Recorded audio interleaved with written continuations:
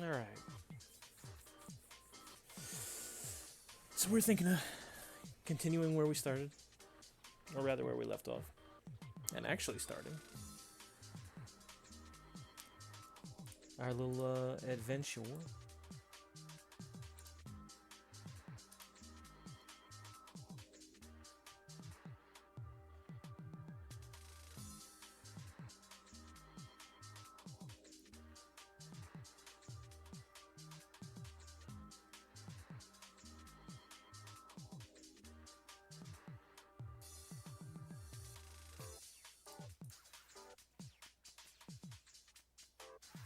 Oh, nice. Got an announcement for one of the discords I'm in. Sounds exciting. Some solo RPG goodness. Anyway, we got some semi new music, but I might switch it up back and forth. We should be good. If we go to this one, were there any issues with this one?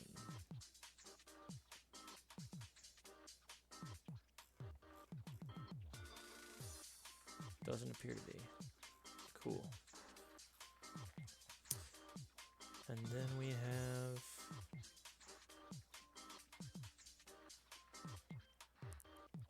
Huh?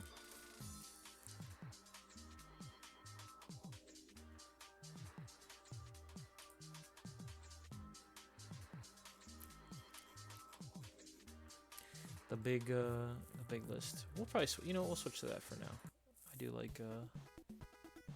I do like starting out with that one, even if I don't stay on it for when we play. So,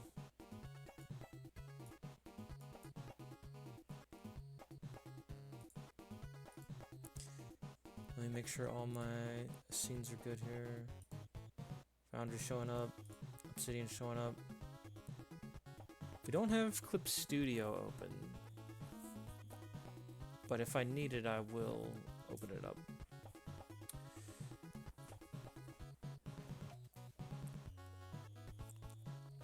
So we did some thinking in between last time and now, which I think was Friday or Saturday, one of those days.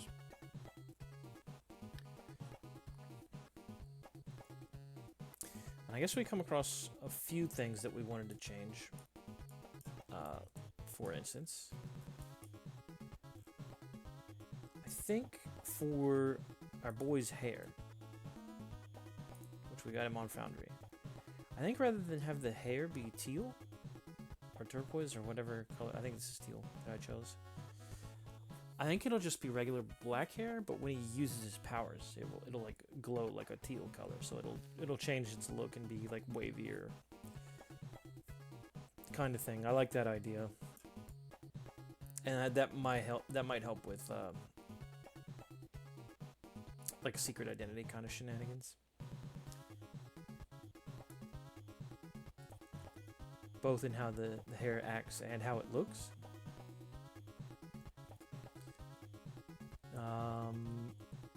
What else did I decide? I was looking back on our initial setup, and I do like it. But I think we need to work a bit on something there.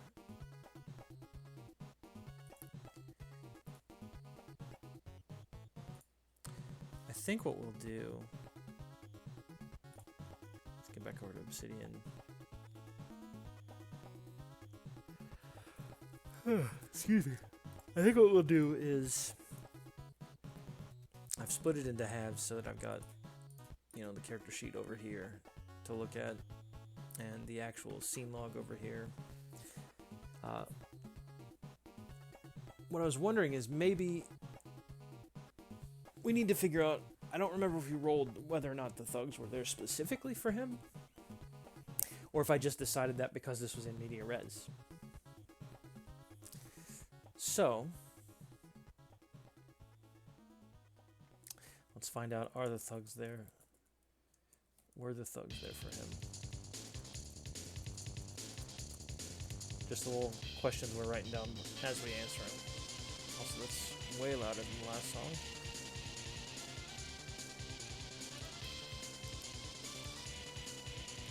Hello?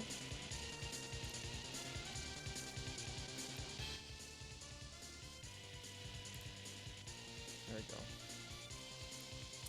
I really like slapping the turtle songs together.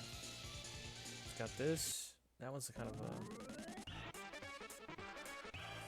We'll stick with this one for now.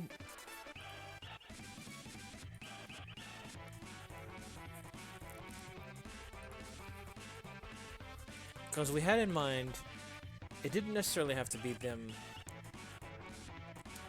racketeering or extorting him. They could have been nearby extorting someone else. This does sort of take out the angle of the repayment and his mother causing him trouble in this particular situation. We should figure out his mother's disability as well. I'm wondering if it's not just like a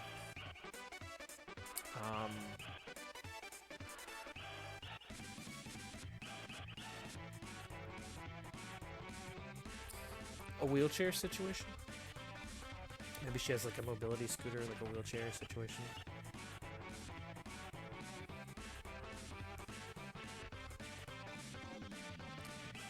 But I think loss of use of legs is probably good enough for that, unless we want to go something particularly difficult to deal with.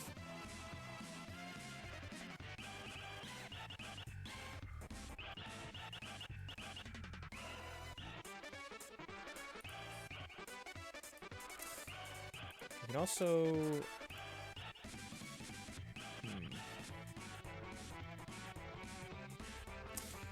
That's right, we did figure out some personality traits that we can sort of lock in with.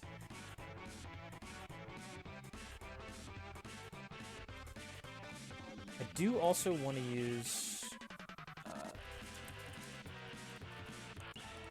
a relationship tracker for important NPCs.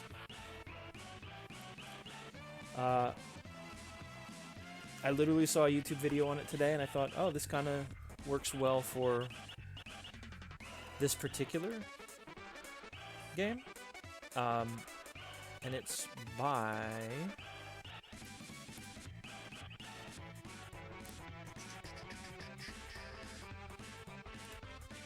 Let me pull up my history really quick. Slide back in my YouTube history. I was just watching it this earlier today.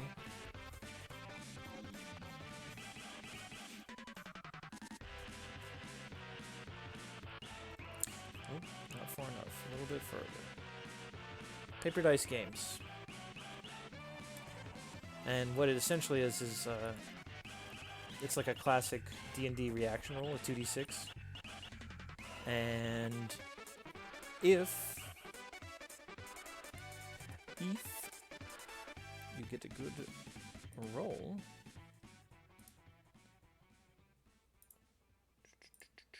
you get positives or negatives depending on how you roll. I believe 6, 7, and 8 are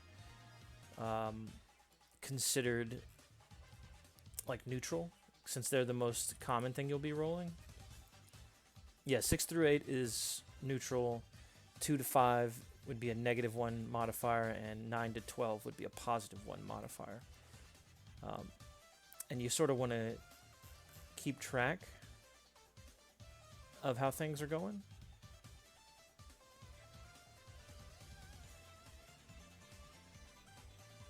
And what I liked about his is it utilizes a doubles technique. So when you roll, it's 2d6. If what you roll is doubles, so for instance it was 2 and 2.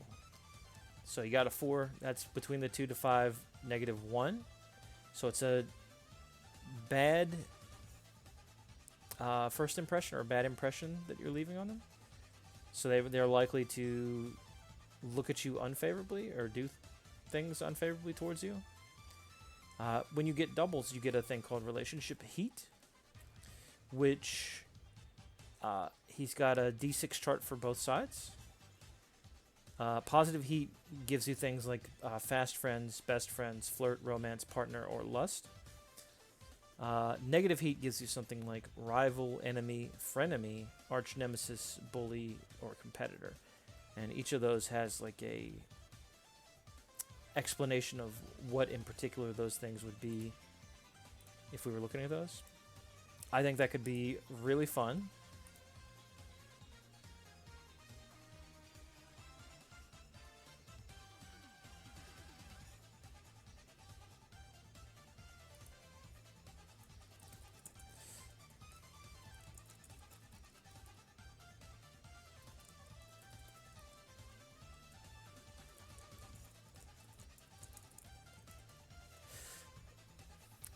Because that would add some depth. The only thing I'm unclear on is for the scoring. I'm assuming... Okay, yeah, never mind. It clears it up. 2d6 to determine the NPC starting score. And if it's in that range, that's the modifier. Now, the modifier for this, I think, would affect your... Because of the way the bash system works, it's 2d6 times the stat. So there's 3 ways you can alter that. You can alter the number before you multiply it. So like the 2d6 itself. You can alter the stat itself, which +1 -1 on that is actually pretty big. It actually might make the most sense here. Or you can alter the result after you've done the multiplication. And there's terms for those. I think it's like result bonus, multiplier bonus or penalty, and dice bonus or penalty. In the backwards order of what we did there. So let's think about how we'll start this up then. We know where we're at. We know what we're doing. Put that on there. Paper Dice Games.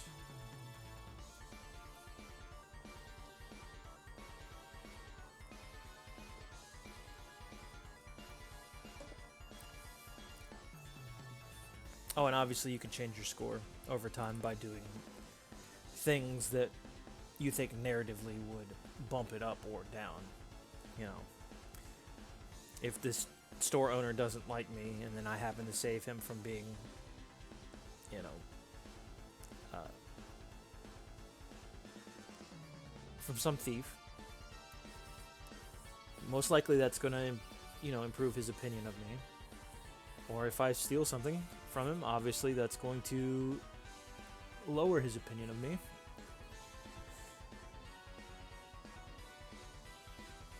So it's not too difficult, pretty simple, pretty narrative. I think you can kind of push it into whatever system you want to play. If we like that, it's fun. And the +1, 0, and -1 can be significant depending on the game. Or it can be like a small boon.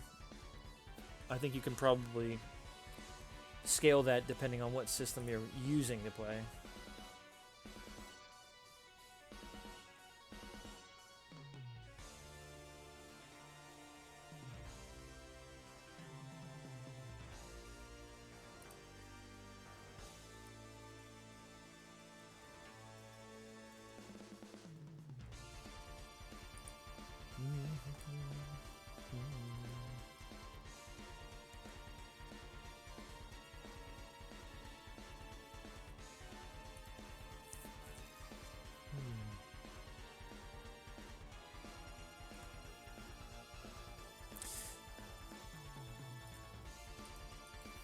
We don't know. What don't we know? So we're still a bit nebulous on the mother's disability. I think sticking with the lack of leg use, I think is probably fine. It's probably enough, or she'd be enough. Because, I mean, she has to have enough of a disability where it's affecting her, but it can't be so much that she couldn't have taken out a loan. Like, that would completely nullify the narrative, that wouldn't work so well. So I think we'll start from there. If we need to retcon it, we will. That's one of the beauties about solo. If you screw something up, and you will, you can move back and change things. Oh, I also was thinking of something I could do with this character as a power stunt. Did we take Versatile? We did take Versatile. Let's go. Okay, so we can do that potentially. We'll save that as needed. Should be fun.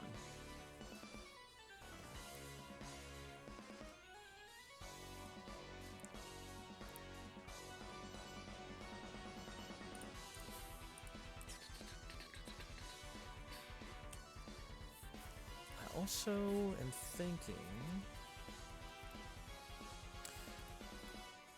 were the thugs there for him?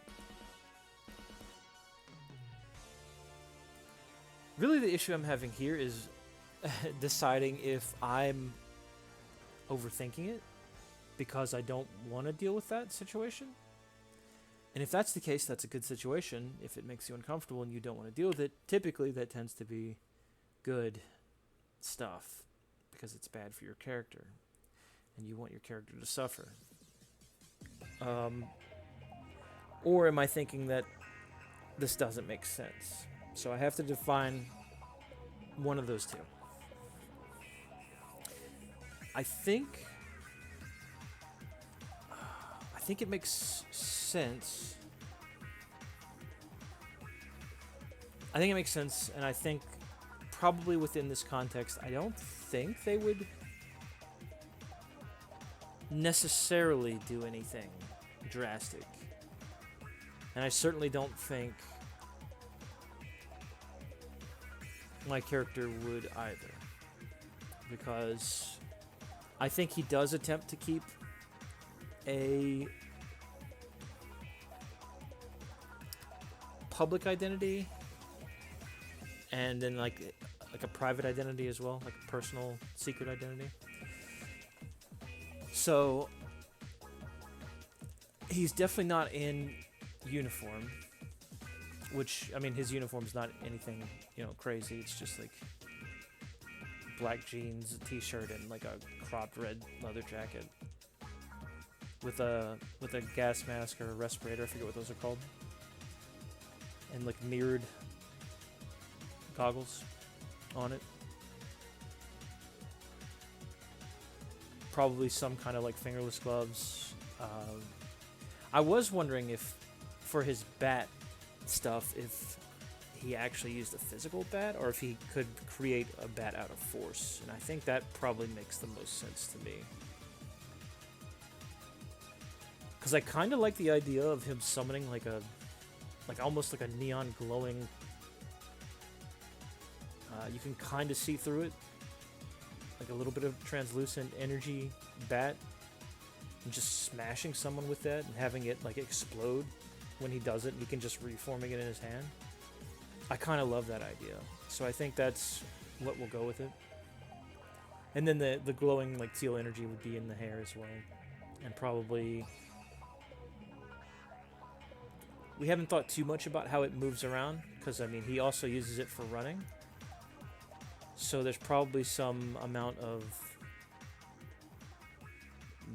maybe like bands of energy that like go down his leg as he takes his like steps and like hits the ground and kind of pushes him off. I'm guessing that's probably kind of loud though, if he's using like a kinetic energy situation.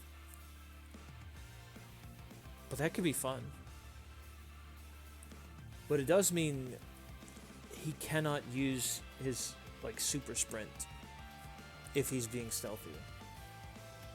Super jump's probably fine. His landing would probably be loud, but maybe we could roll to see athletically how good he does that. I don't know if you do athletics or stealth for that.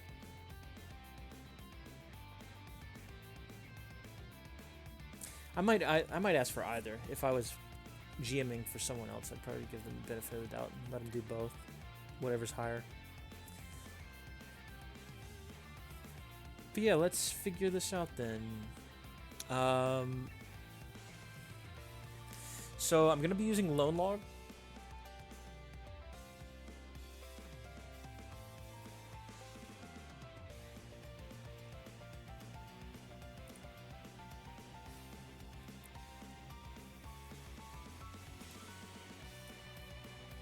And excuse me.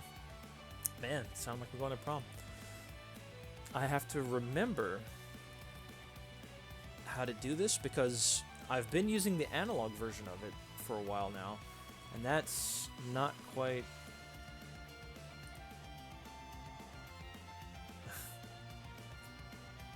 that's not quite the same. You use similar tags and stuff, but it's a little bit different in notation wise. So it'll take me a minute or two to get used to that, so I'll apologize for that ahead of time. But we'll just use the Obsidian notation that we know. We'll call it session 1. That's for analog. Session 1, they do the double-double. Interesting. Oh man, this is gonna feel really weird.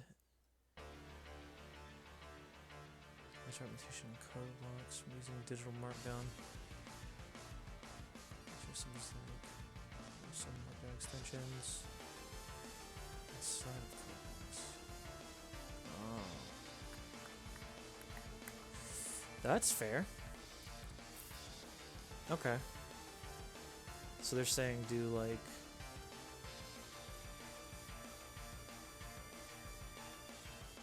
I don't know why they do double on that one. I think it just needs this do like session 1. And then boom. Scene 1.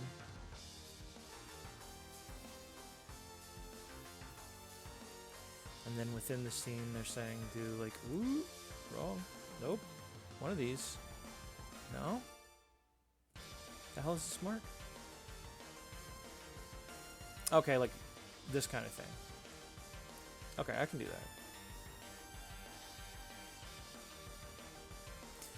that. So scene 1, typically they do like that.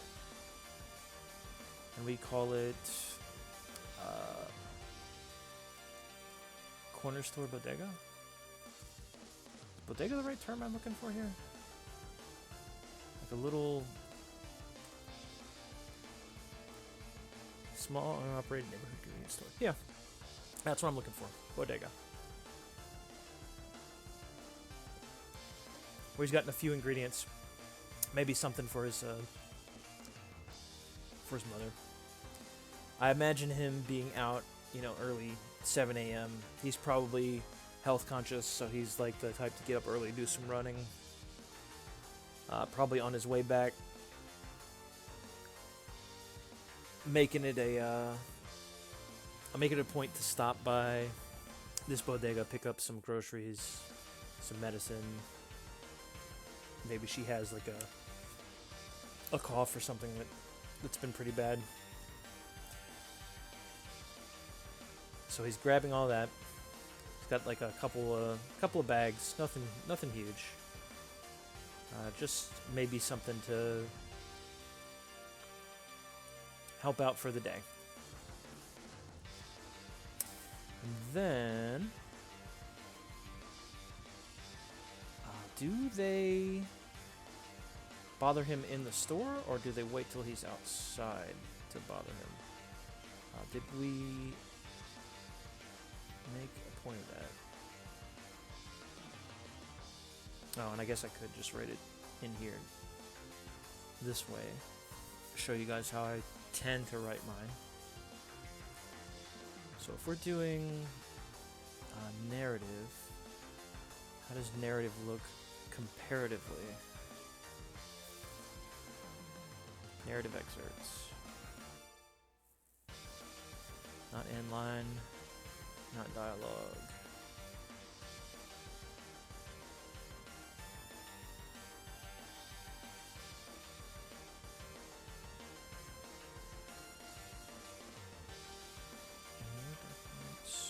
Nope, not really doing that.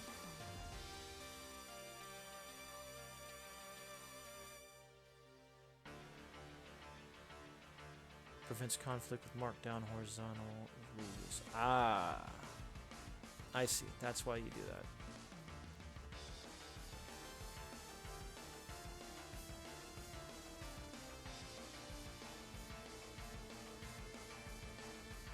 I wonder if it's better to throw these in like specific blocks. But let's say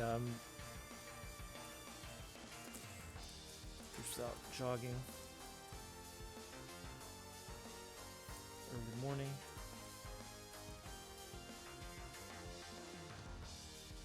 Makes his way back home afterwards.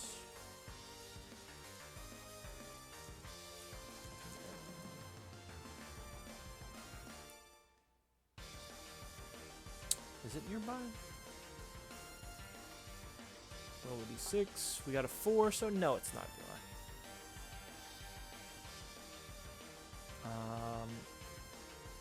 How do you want to say that? Just the bodega. 'Cause I don't think. Ooh, why don't we come up with a name for it? Always fun. Always fun adding in some shit like that. Doing some crazy stuff.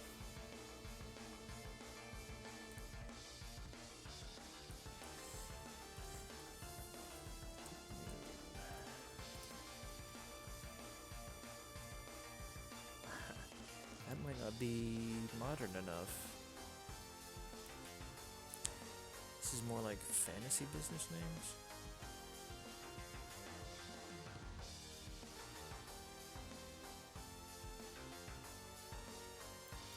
Yeah, no, this doesn't work at all for what I'm doing. Boo.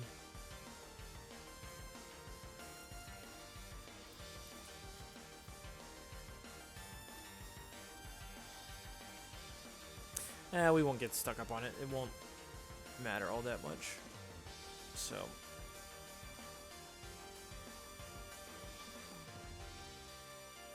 Yeah. Grab some medicine.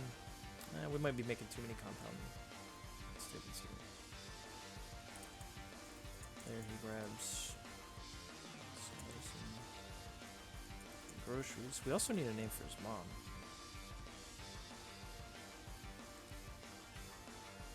For Miss or Mrs. Bayerl.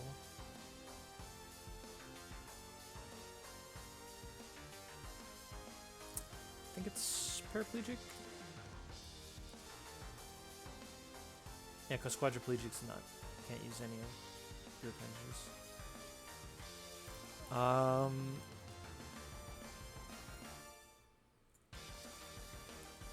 Same last name.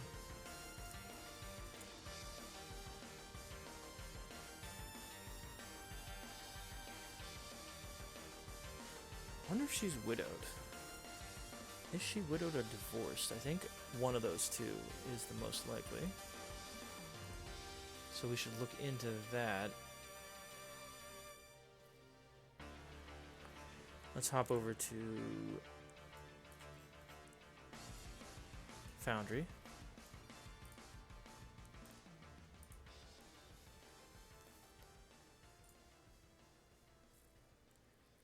Alright, is she widowed? We'll leave it at 5. Is Mama Bayerl widowed?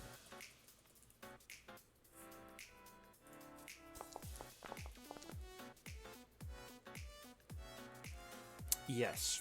Okay. So his dad's out of the picture. We'll roll a d6 to see how long that's been. D6 means maximum. Okay. I don't think he ever knew his dad. Okay. Makes sense. So she raised him as a single mom. I think there's a name list on here too.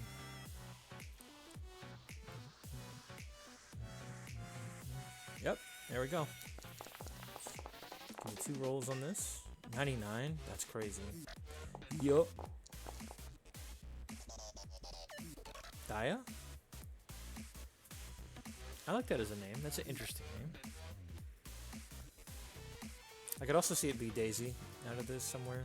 Because you don't have to be like 100%, you know, use all the syllables and consonants and all that jazz in here. You can use this as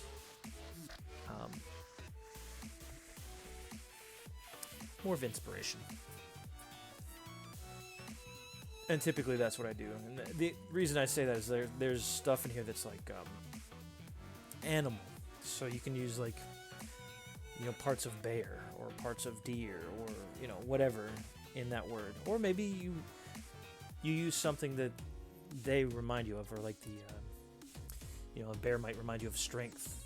So, you know, you might use STR from strength. You know, it's pretty out there. You can kind of go with what you want. How would I spell Daya? In my brain, it's D-A-I-Y-A, which is where Daisy came from as well, I suppose.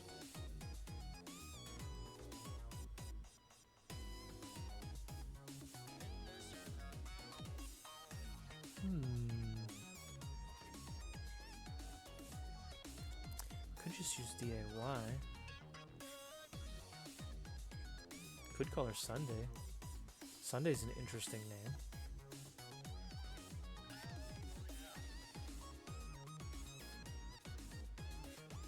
Actually, yeah, that's interesting. We could call her Sunday. Sunday Bayro. And they, like, everyone calls her Sunny. Something like that. You're already getting sort of an optimistic, like, disposition. Or it could be, you know, the opposite. She could be gloomy. It could be ironic. Let's go with that. That's fun.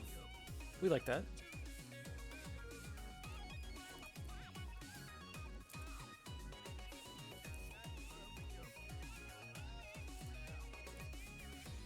Also, while I'm here, no, I don't want to do that yet. I'd rather have the rivalry open it up.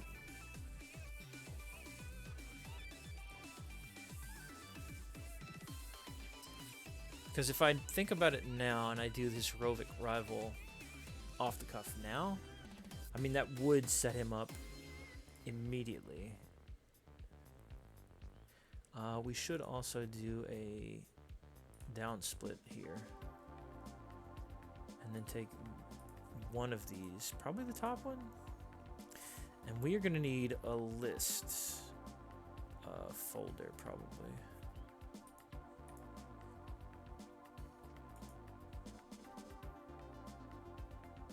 Or at the very least, we need a note in here for lists. Mythic lists. And I believe I have a template built for that already. Yeah, I sure do. All the way down. Boom, boom. Thank you, me, for having thought of that ahead of time. Alright. So the characters we know that we've met so far. We know about Sunday Bayro. Bayro? I think that's the name.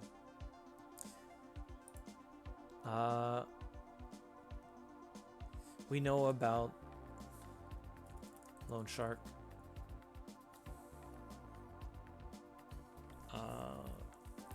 We haven't really established anything about like neighborhood or people there. You could use them as a character. That could be interesting. We haven't like looked into any of like that, so I don't think we want to necessarily. Our starting thread, we don't really have a starting thread right off the bat. I'm gonna play kind of sandboxy, so that doesn't mean I'm gonna be very. It means I'll go for the plots that I want to go for. You know, I don't want to necessarily follow one particular plot that I already have an idea in my head. It's a little bit more like real life in that sense, which can be more fun, I think, to play. I don't know how fun it'll be to watch. We'll see, right? But at the end of the day, I'm more doing this to get myself more comfortable back into doing streaming as well as playing more solo, because I enjoy solo. And I want to get a bit more out of this system. I'm really enjoying Bash and coming up with characters. There's a part of me that wants to continue on and use other super systems with these characters. Just like you would with, you know, D&D characters, whatever. Maybe you want to play a D&D character in, like, I don't know, any other kind of fantasy. There's, like, basic fantasy. But, I mean, the problem with that is, like, they're all kind of based off of D&D. So it'd have to be, like, Savage Worlds would work for that. You could make another character in Savage Worlds, probably.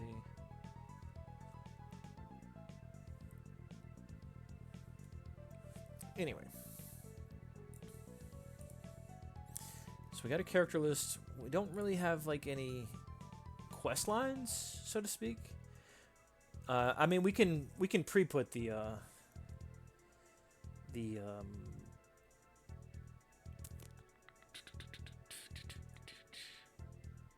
loan here. Loan shark repayment.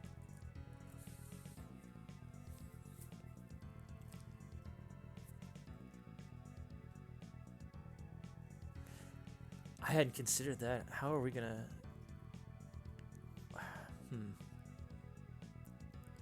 Are we gonna have to resort to stealing to pay this dude back? Or are we just gonna have to beat his ass? We might just have to beat his ass. The classic.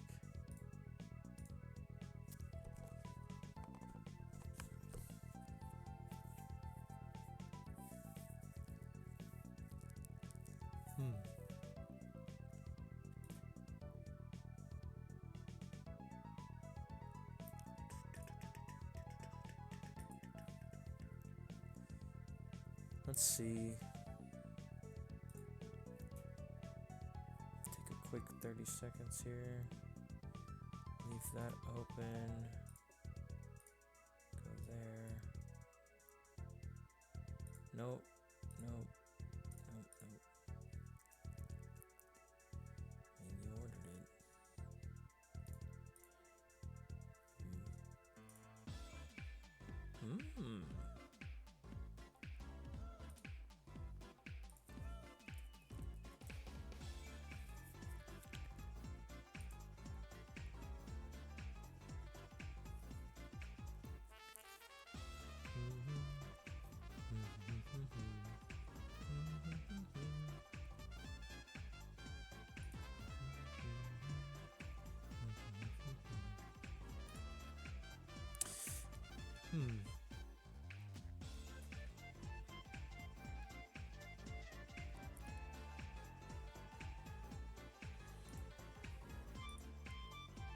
Groceries.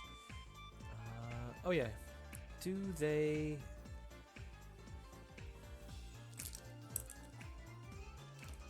roll up on him in there?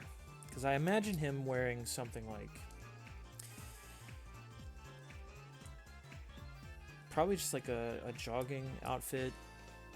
Maybe like a extra jacket on top. Maybe sunglasses. But really something, you know, athletic. Full pants, because I'm sure it's cold. It's like September. Early in the morning. His ass is cold.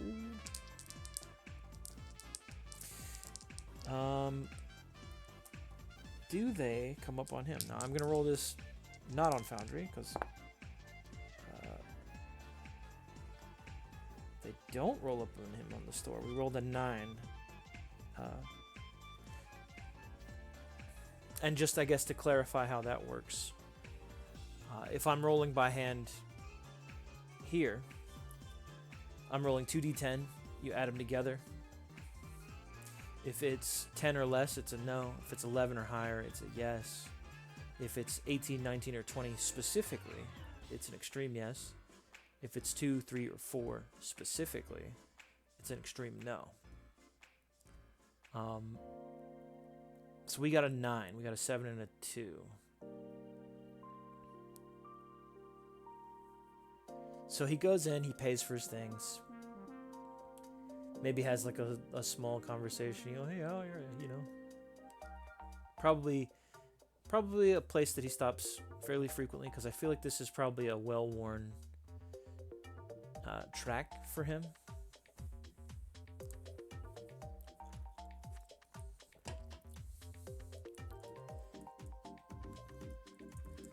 Has a quick chat with the owner. Quick friendly chat with the owner.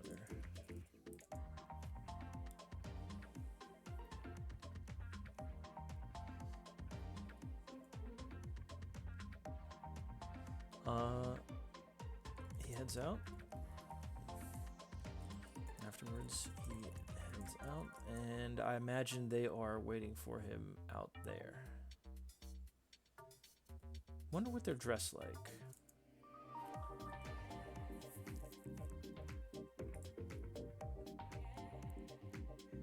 Well, let's see if we can't incorporate some of that with some mythic roll. We'll use some mythic description, I think. Magic item objects, no. There's character-based stuff. Appearance. Is that not what we said? So we'll do appearance. Roll something on that. See if this is the right kind of stuff we're looking for. Feminine. Not what I expect. Heavy. A big woman. We got a Lady D woman. Oh no. So that to me is definitely the head of the group.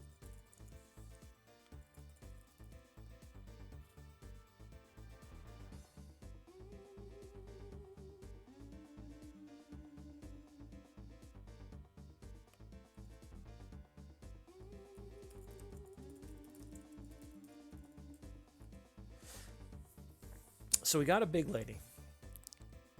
I want to test this really quick to see something. Descriptors. Protected. Fortunate. Okay. These are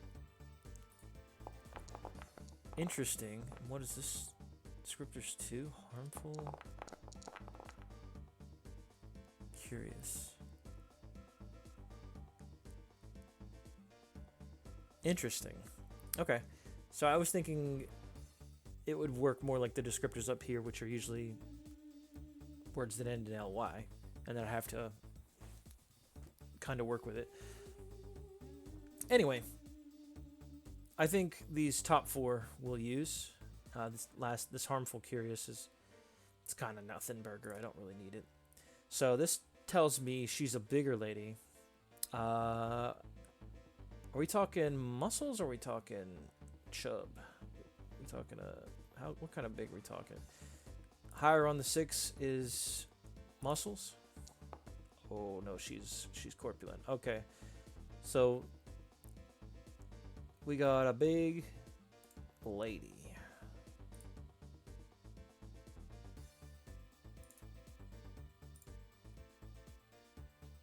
Farkle looking weird. The Farkle Master is live. What's up? What's up?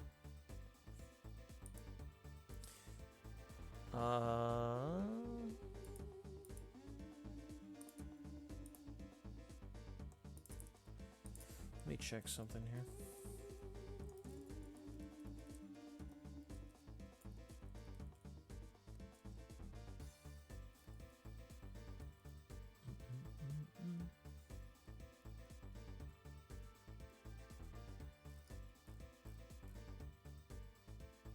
How the hell do I...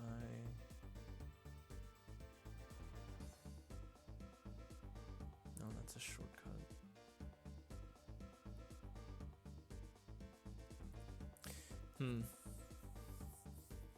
Hey Tribs, hey Rem. How are y'all doing?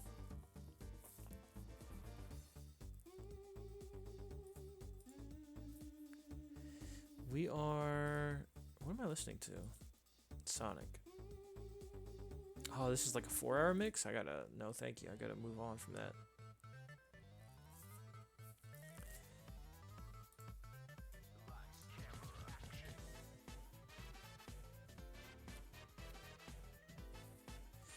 So I think I've got an updated look for the character that I've brewed up to make him look a little bit better. The only thing I dislike about the new look is the mask has like a weird belt on his head. But it is what it is. Alright, so a big lady out there with her crew of thugs. We'll say the max number of a gang you can have in a fight with it, unless you're fighting mobs, is 6, just for simplicity's sake. Although I could have it be more than that and just have them be 2 separate groups. That's true. But would she have like 10 dudes with her? I don't think she would. So, protected and fortunate. So, I see her dressed in more like a business suit attire. Actually, that's a good question. Is this... Oh, no. Is this the Loan Shark? Is this lady the Loan Shark?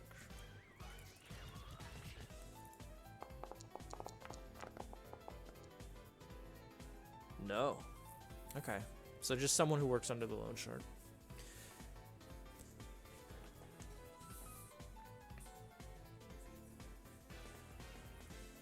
So I'm picturing like a dark, like a navy blue, like the darker blue type. Like a blazer coat. Maybe like hair put up.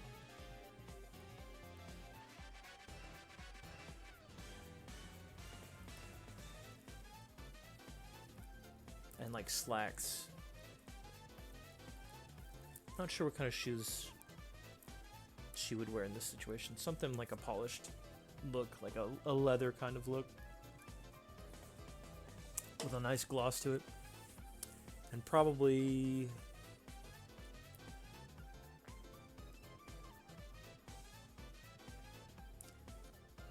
Probably pretty well done up for it. I think she's the type that would like to present herself better. Since that's kind of part of what she does. I see her being probably about 6 feet tall. She has to be pretty tall and pretty big to be intimidating. And she's probably got, 5 other dudes with her of varying, sizes. I think the protected part, I'm debating on if that just means she has more than normal amount of people around her, or if that means they've got weapons on them. Because it would be unusual for them to brandish the weapons on the street. I don't think they would do that. But, it might be obvious that some of them are carrying.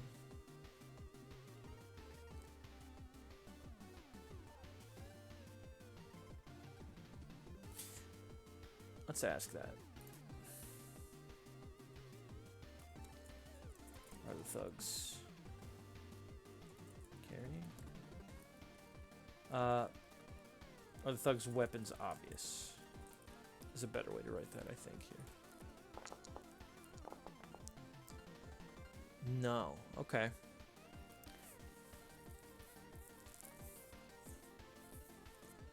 Interesting. So likely they'd have pistols, maybe knives, maybe some knucks to punch some shit. That's my secret cap I'm always carrying.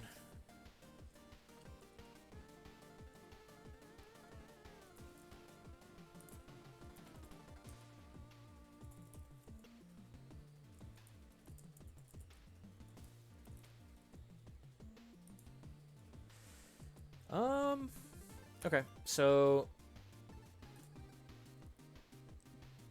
which one am I on? I'm on Foundry. Go back to Obsidian.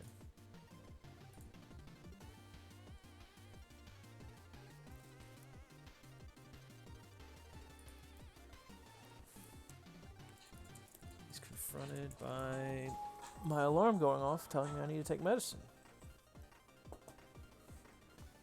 Oh my god.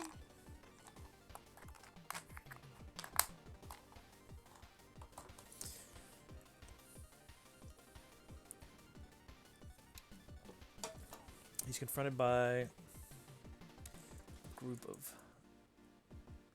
thugs and a tall, heavy woman.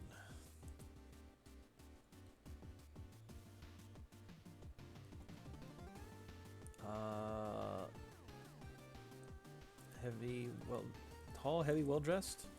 Is that too many adjectives of woman for the woman? Question mark?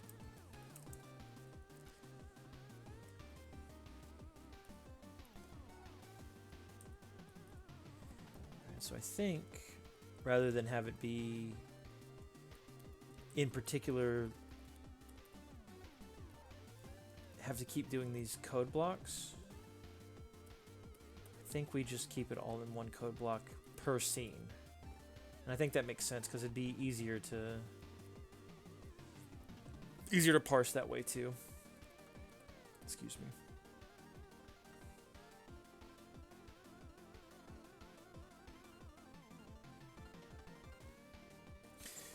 I wonder, would she know my name?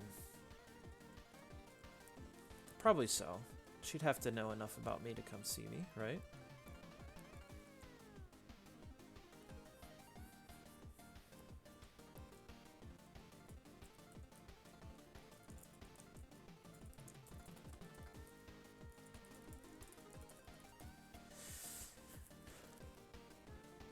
So she calls out to his name. How well spoken is she? Or is she the intimidating type? Hit me with the D6. Far end's gonna be. Oh, she's in the middle. So she's a little bit more well spoken, but like a little bit of. Actually, I could have done that with 2d6. So that's how well spoken she is. How intimidating is she? Not very. Interesting.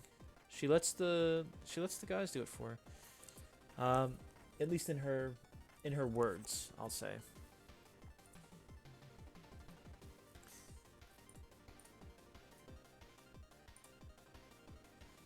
So she mentions this loan.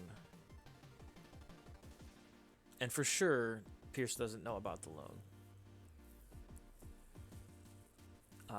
And what do we know about Pierce? Pierce is wary, hot-headed.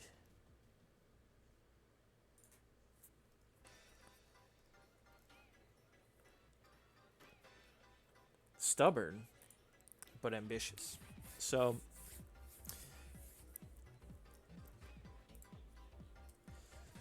she approaches him about his mother's loan, which he doesn't know about, but she's unaware of. That's the better way to put it. Unaware of.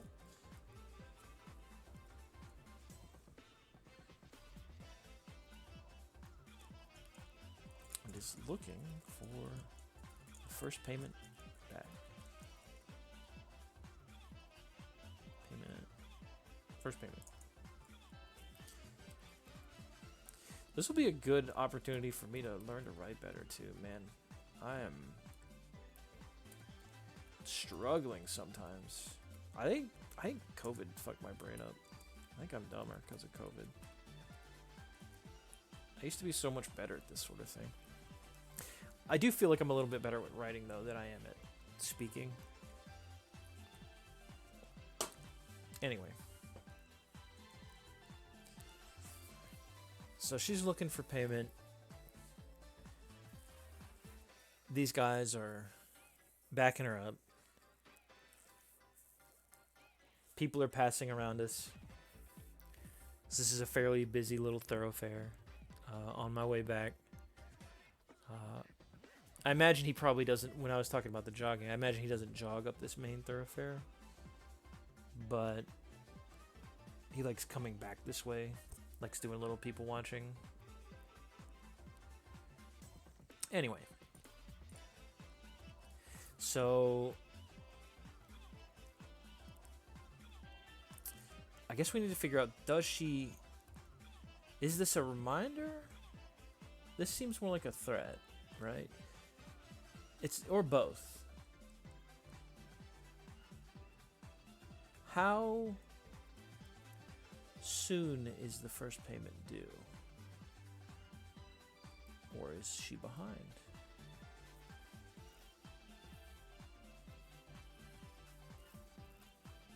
I don't see them as being the type to stick to the contract anyways. They're slimy. We've already established that we've got slime balls.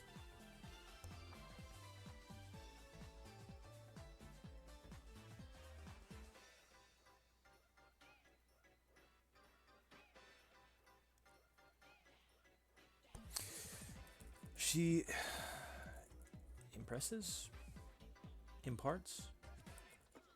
to him the necessity of paying sooner rather than later, or else there will be consequences.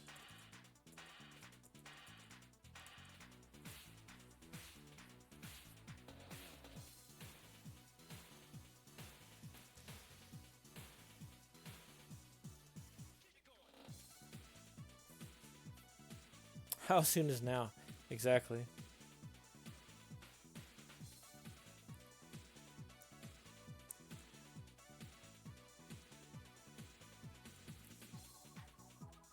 That Cammy music, though. A little too lighthearted for a for a shakedown, I suppose.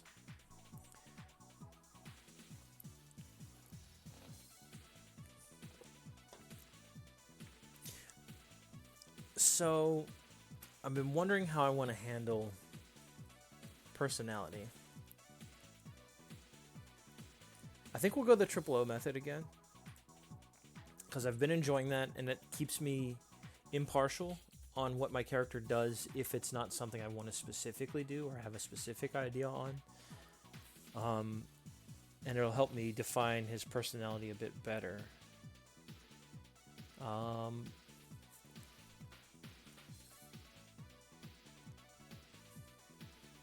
We can write that into the fiction too.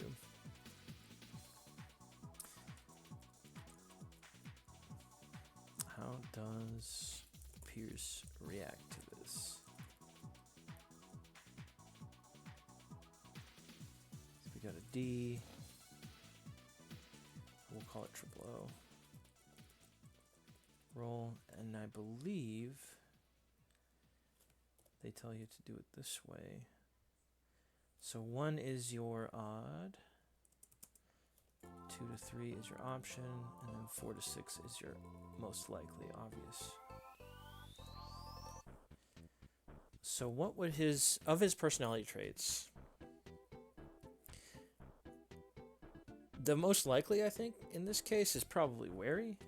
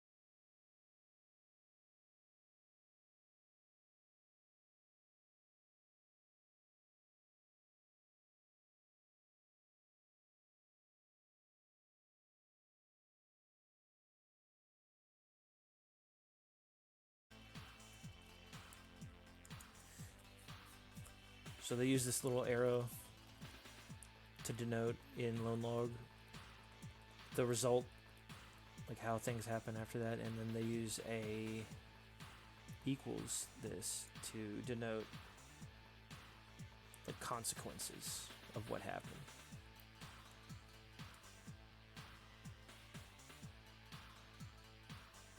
So Pierce is dismissive. Whoop, dismissive. Saying it's bullshit.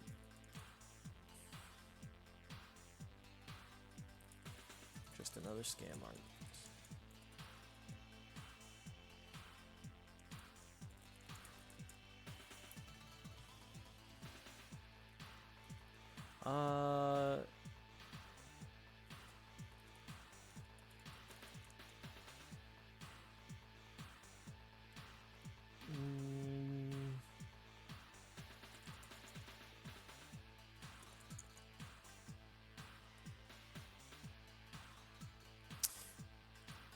Yeah, let's just stop there. Let's just stop there.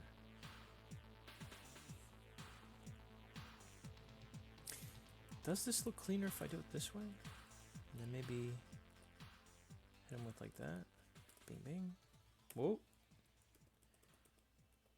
I kind of like that. That's legible. We like that.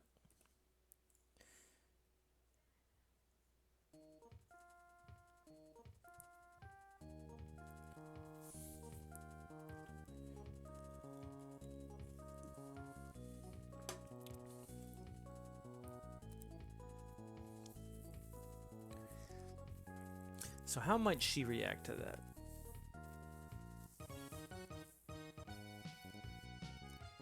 She's gonna listen to F-Zero.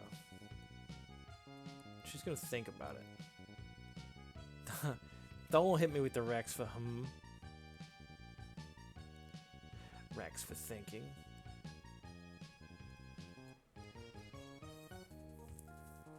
Pix nose. I did add some more songs to like my... Oh, I did want to take these two off as well, actually. Get out of here. Oh, stop it. Get that one out of here.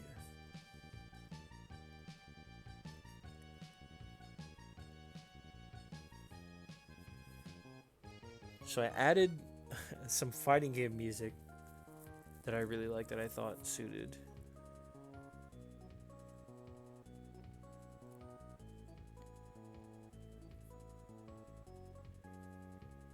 Well, we can switch to that. That's fun for now. Of course, it went straight to Bury the Light. Great song. I won't complain.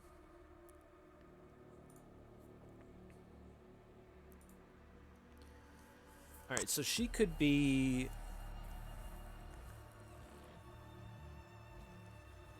I kind of picture her like lighting a cigarette or something, and then I could either see her trying to get him to take a walk with him, or like maybe they're waiting at like a car parked outside.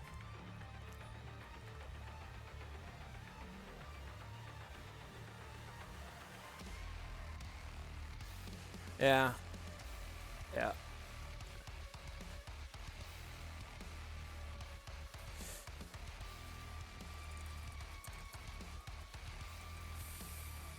She lights a cigarette and motions to the thugs to grab him and shove him in the car.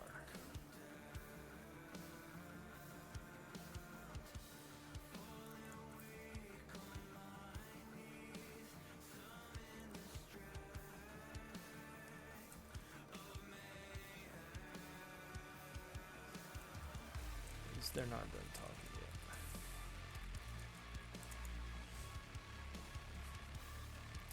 yet. Okay, so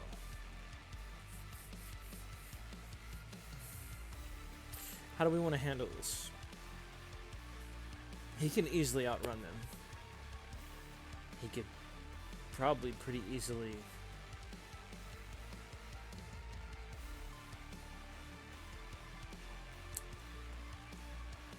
take them out.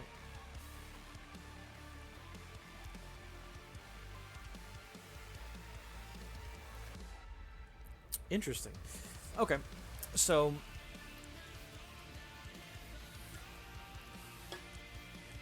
I'm gonna have him roll athletics to see if he can't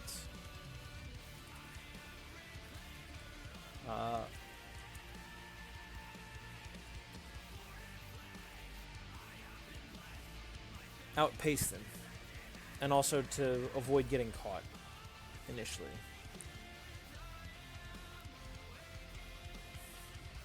And we'll treat this as like a chase.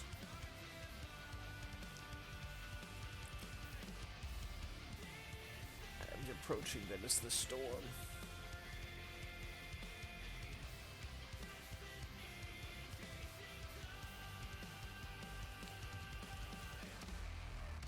I just thought of something too.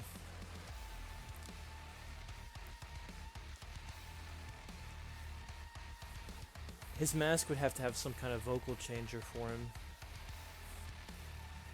I kind of like that, though. Either that, or I wonder if it's possible to use, like, kinetic energy to change your voice or warp it some way. That might be a little bit of pseudoscience-y, though. But I could kind of picture it, like, causing distortion, like weird sound distortions in his voice. But that might be a little too... That might be too much. So we'll stick with the idea of the mask.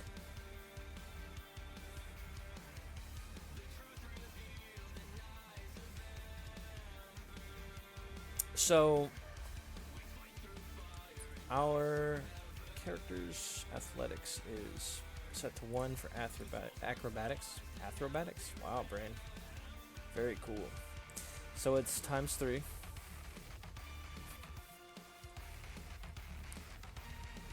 We will slide over to Foundry. I'll actually roll it on Foundry this time.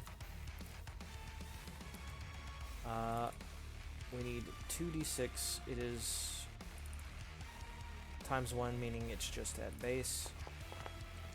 Ooh, 33. So we got a 11 × 3. We got 33. Nice.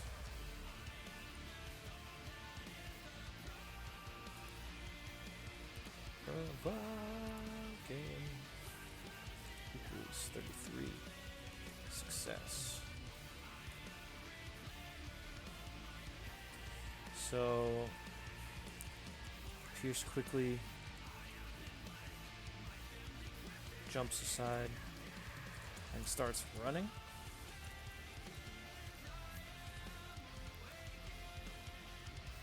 Before he can be grabbed.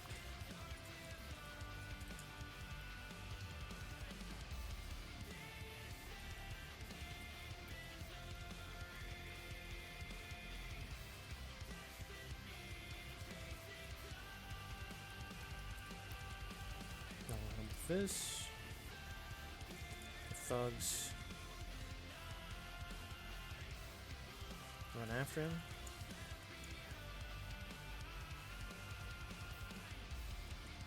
The lady, and actually she probably would have introduced herself at this point, I feel like. We need a name for her. We need a name for Big Lady. Big Lady names. .com. I can't believe Big Lady Names came up with something.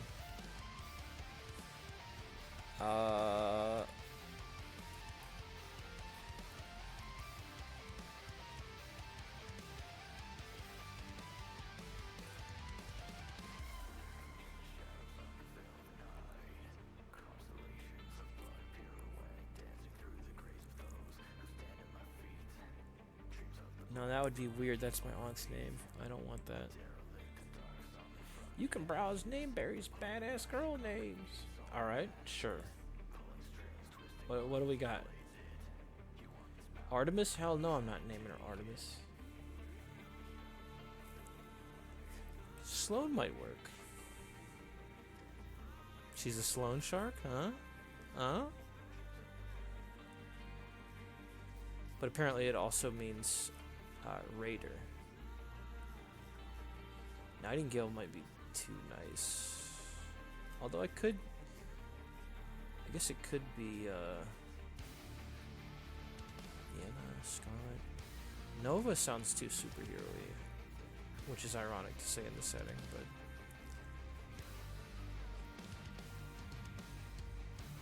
Simone? Not bad. Marlo. She is not a Lulu. I am not getting Lulu vibes. I went too far. No.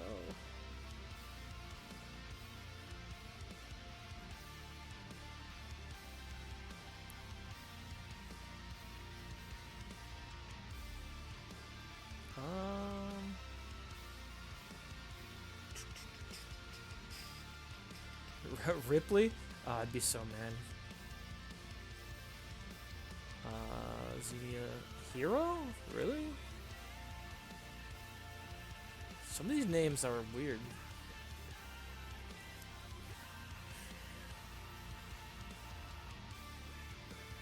You know what?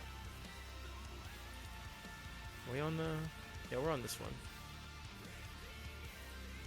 Go back down to names. Give another try on that one. Where the hell is names? I'm blind. Help. Should be... What the hell?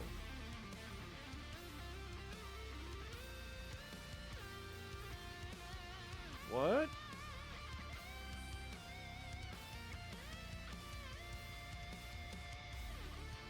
%. I've gone past it. There it is. Names. Ra. Sarah. Okay. Sarah. What about last name?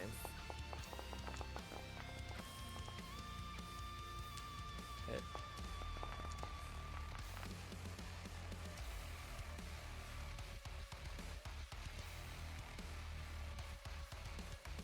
Sarah Willett? Is what that tells me for some reason. We tossed the R from the W, but, you know, it doesn't matter.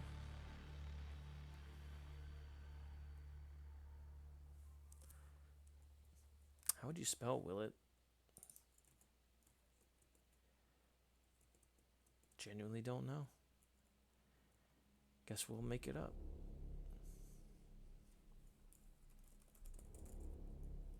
We'll do no H on Sarah.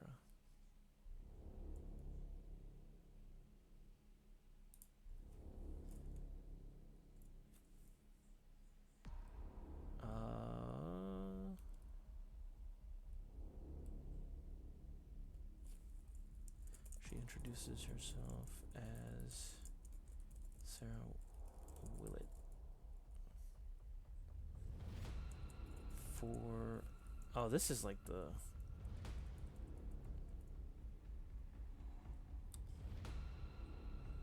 This is like the assault. Yeah. Nah. Hit me with guile. Turn me into a family man.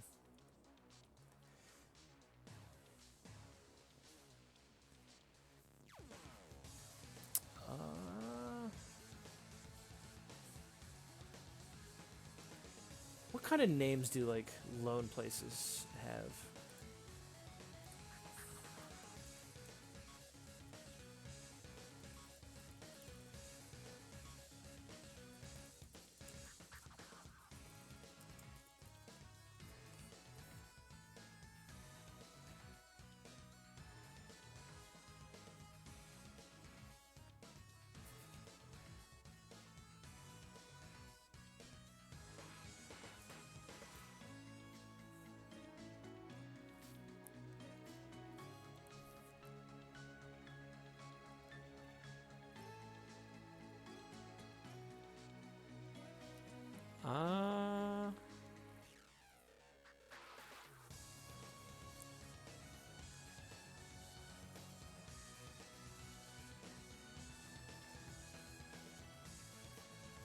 Apex Credit Solutions is kind of funny. We can go with that.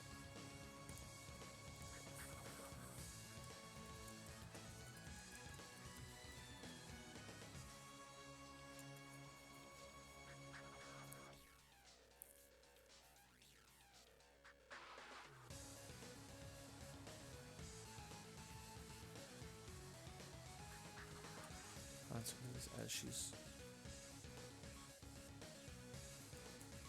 already missed one grace period, I would say.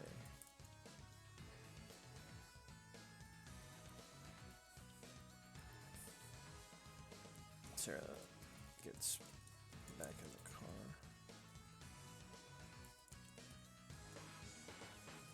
With her driver. And waits. All right. So, up.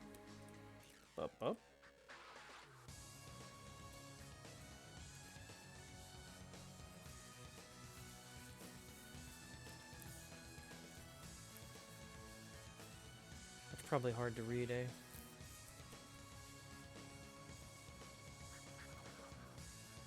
It's done in sort of narrative blocks, so here to here narrative block, here to here small narrative block. Question, which we didn't answer with an oracle. D means mechanical roll.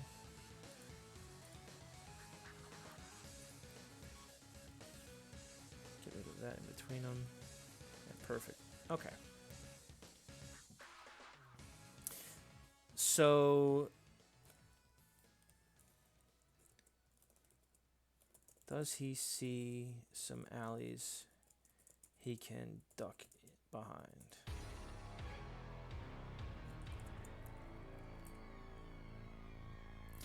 So this is an oracle roll.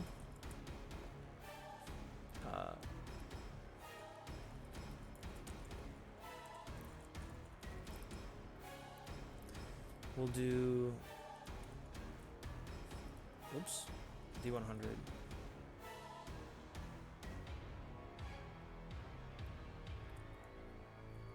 Equals.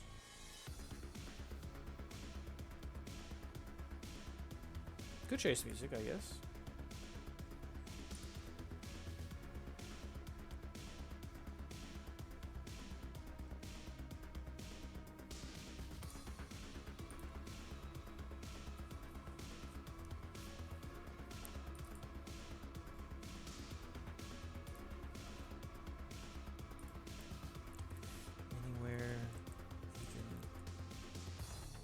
Off the main strip to run.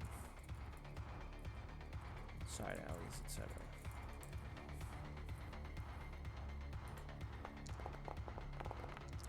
I should have put likely, but I got it anyways. So we rolled a 46.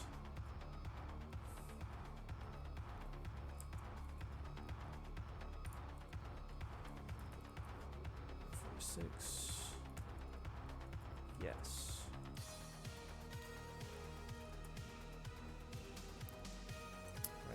Do that.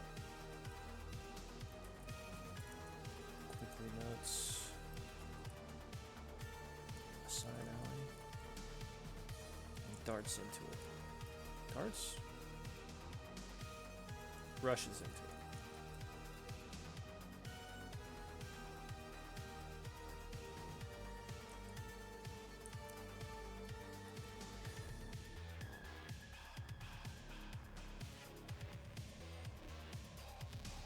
We have questions about this alley, I think.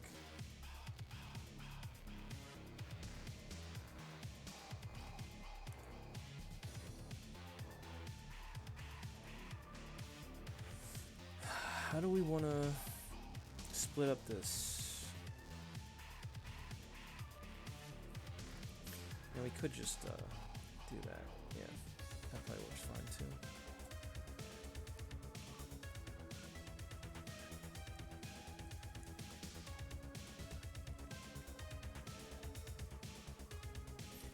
Are the buildings tall enough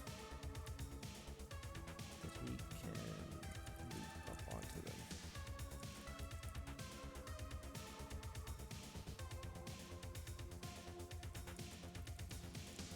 Fate roll. Bum, bum, bum, bum, bum, bum, bum, bum, bum, bum.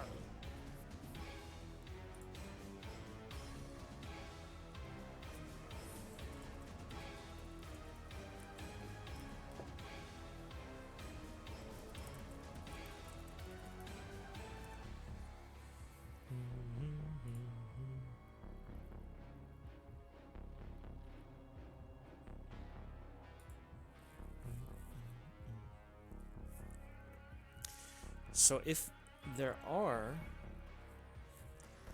I got two main questions. Will I be? Are there windows for me to be seen? Is he willing to risk that? Probably.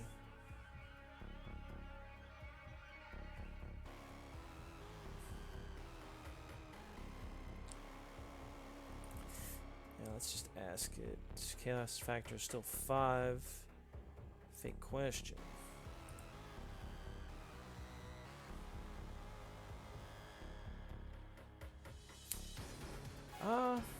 Probably like, because I think we've determined his distance was like what for jumps. Oh, I didn't put it on here. Great. That's a quick fix though. I can write that down. I believe it's 250 feet vertical based on his current stuff. So super jump. Rank 1. Oh, it's based on brawn? Was my brawn? Brawn 3? Super jump 1? Well, that there means I can go 90 squares. Horizontal. Which 90 squares is 450 feet. I'll just do it like that. Horizontal. And that means you can do half of that vertical. So 45 squares or 225 feet vertical jump.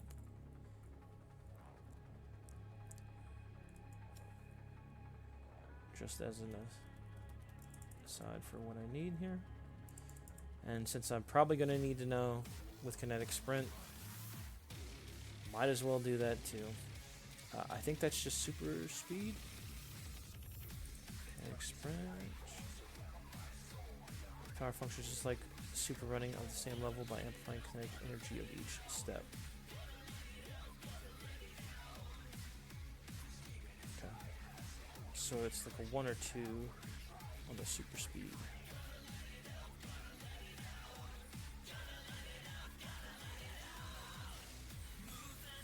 Where the fuck super speed? There you are. Okay, so a level 1. Hello? Not super speed, super running, dumbass.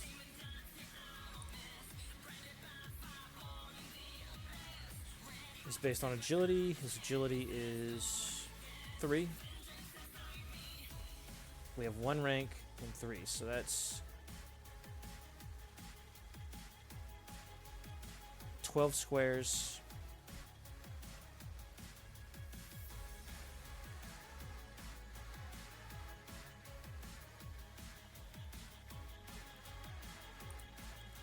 Okay, so he's still pretty fast. I only did 1 point, right? Yeah, 1 point. So 12 square, which is 60 feet in a second. If he's really trying. Well, technically, 60 feet in half a second.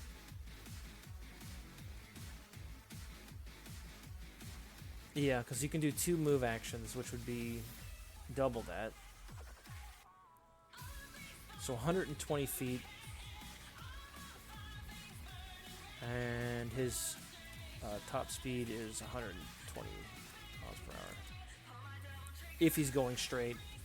Trying to go as fast as he can. That's how fast he can go.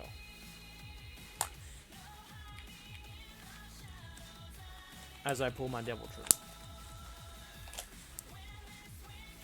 So, when he's out of sight, I think he's gonna crank it up.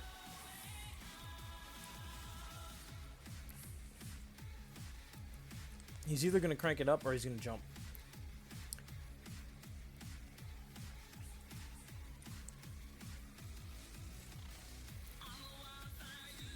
Oh, we did get a answer to that, right? I did answer that? Yes? Yes. And it was a number that it doesn't show me anymore. Shit. I think it was like a 45.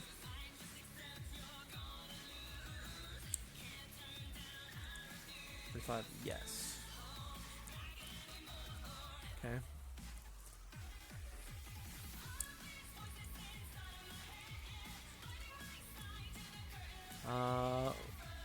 Lots of windows or onlookers. Maybe not onlookers, just lots of windows.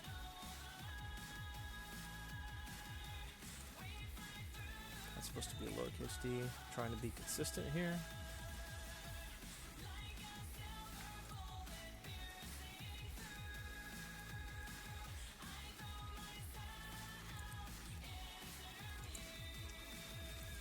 Yeah, it looks a little bit better if I can look at it that way.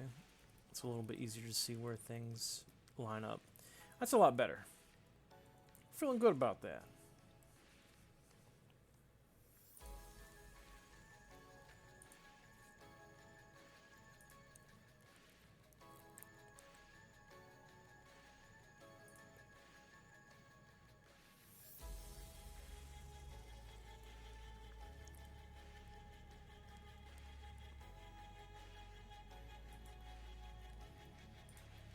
Am I still alive?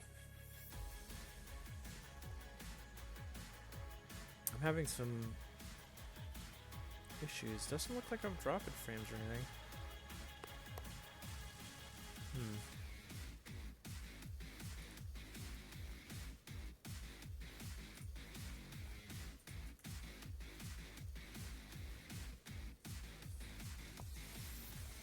Let me see.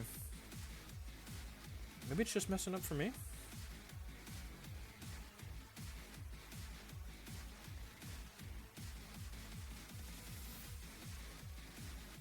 What the hell? Is my Wi-Fi fucked?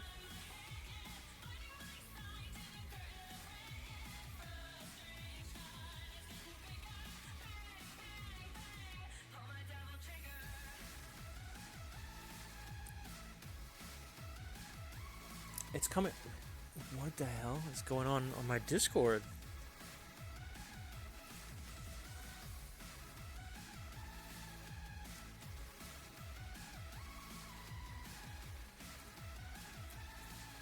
Nope, works fine. Alright, thanks, friend. I was trying to send a message in Discord and it's like, it gave me like the thing where it just stays gray and then it comes back red, not sent. I'm like, I'm just sending text. I was just like telling someone I'm streaming. Like, what the hell? Hey, Drew. What's up, dude? What's up? So we're trying to work out the lone log solution here, which is all this stuff here. Do we have a lot of windows in this bitch? Maybe. Mythic Fate roll. D100 equals. Switch me over. Foundry me up.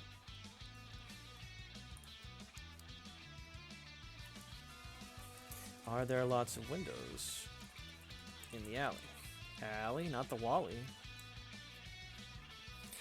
How sure are we of this?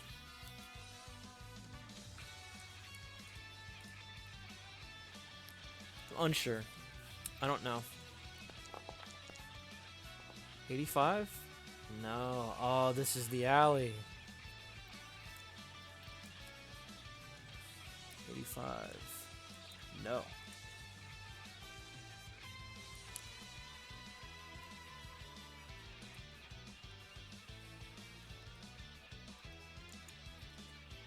Switch me over. Okay. without hesitation. Ooh, we can spell hesitation. Pierce crouches,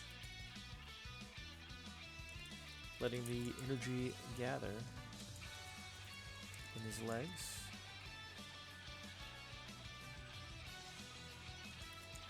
And leaps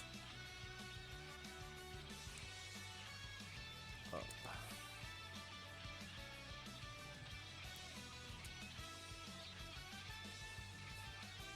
I don't think I need to roll anything particularly special here.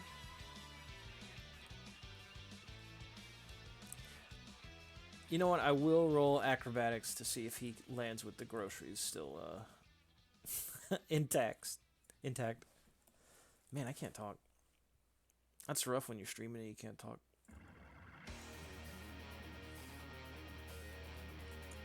Flies up.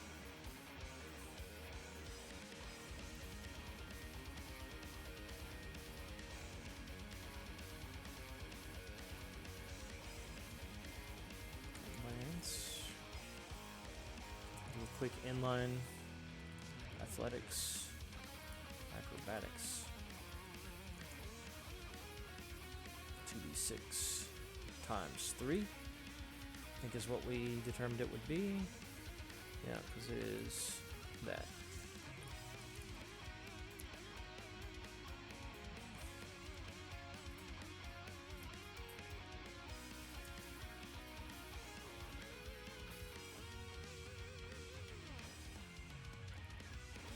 Equals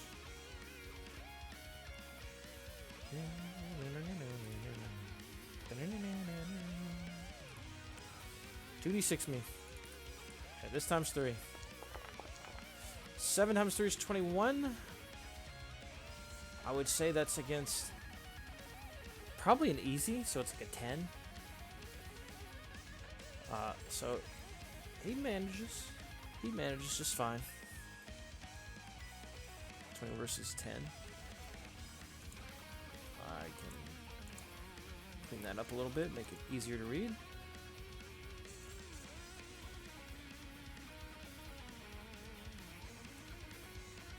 Actually, I wonder if I can do it this way. Would it look better if I do it like so?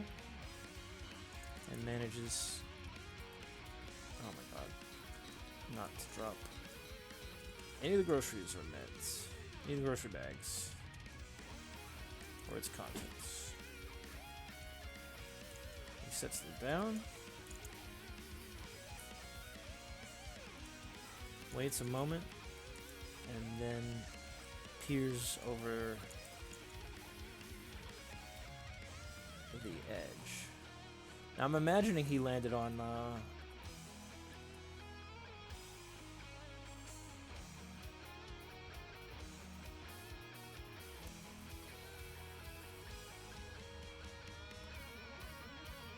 like one of the flat roof buildings. Anything up there?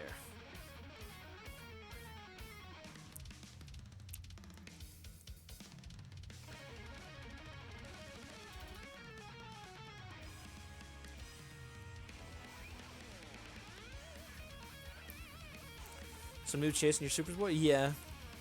So, what you missed is we did a little thinking about how it started. We decided he's a healthy guy, so he wanted to go for a jog early morning. Ma's been sick, like a cough or something, so he's going to go grab cough medicine and, you know, some basic ingredients for some kind of meal or something he wants to make. At a local boat. I say local, but it's kind of a distance away from where he is. We rolled that it's probably about a 4 out of 6, so it's a fair distance on a main thoroughfare. So he goes a different route, but he always comes back through this particular way, and I think that's why they were able to locate him and figure out where to go. So he stops in. He knows the guy there. I think he probably frequents this bodega quite a bit.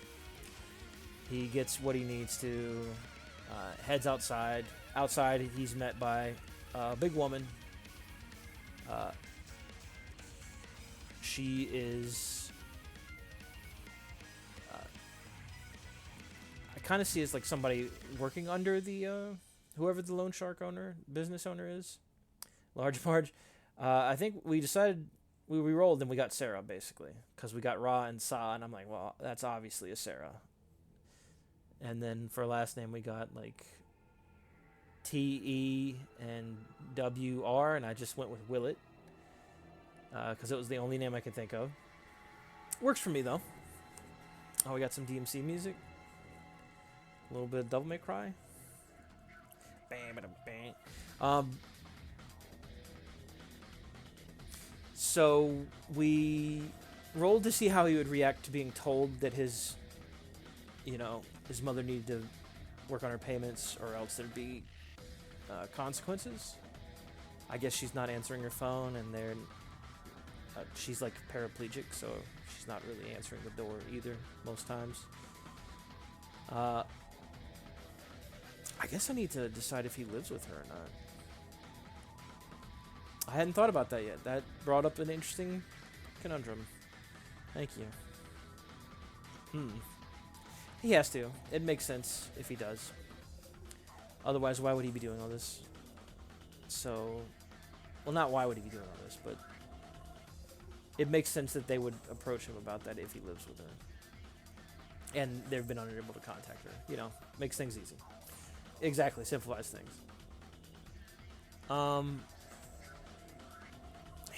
We used Triple O to decide how he was gonna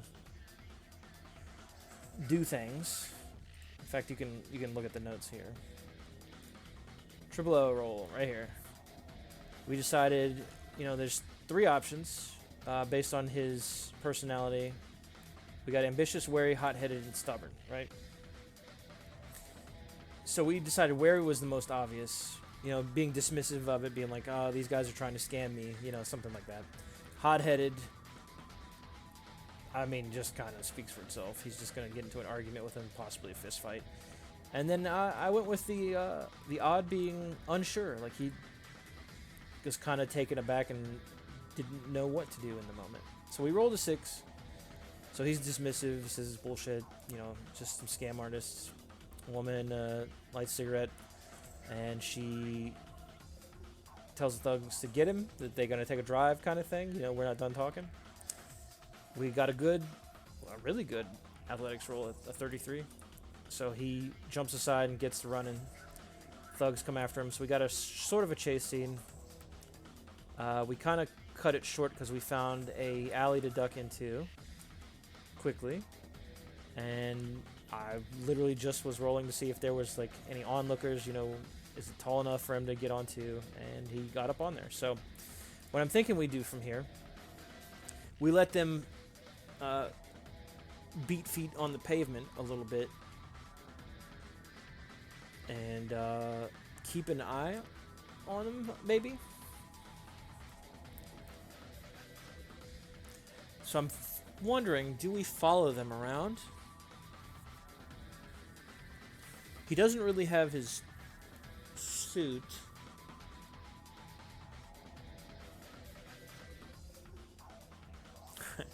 We could have him go into a random store and buy random clothes that are available. He's not that. He's not. Man, my boy is not rich though. We already know he's down bad on the money side. So he would have to steal stuff, and I don't want to do that because that's going to earn him setback points because that's not very heroic. So, that's bad. I think he waits like a beat and then peers over the edge like we said here.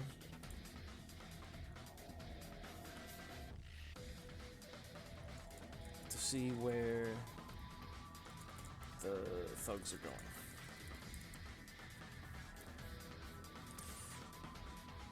We decided Ma's name was Sunday Barrel. They call her Sunny. There we go.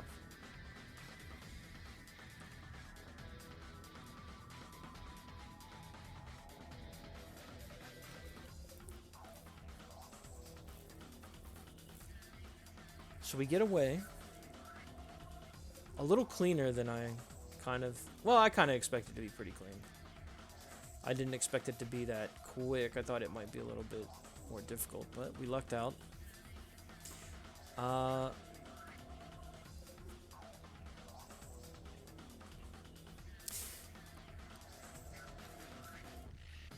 gonna give them a... Oh, man, do I give them a chance to have seen him?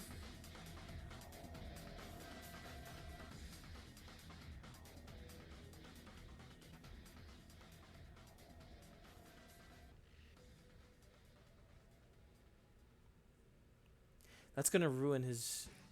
Oh, man.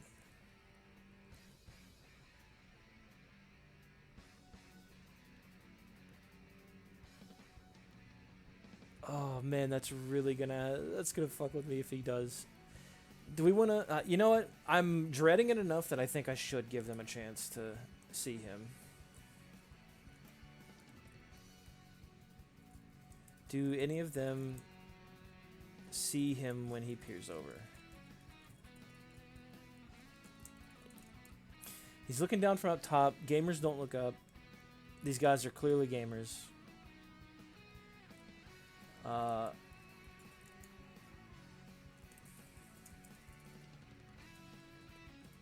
Just D100 equals.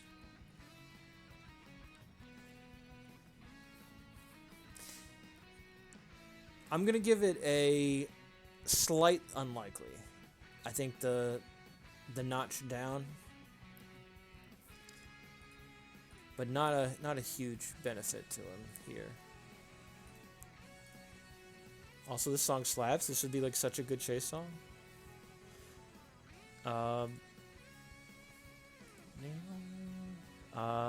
Unlikely that they look at him. That's the one I'm looking for.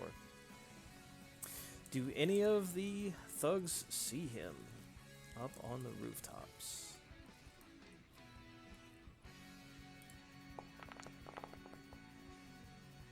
No. Oh, thank God. 42. Woo! D100. 42. Did I put you guys on the right one? Yeah, okay. I also need to put a slot in here somewhere for... we'll do it like this. UL for unlikely.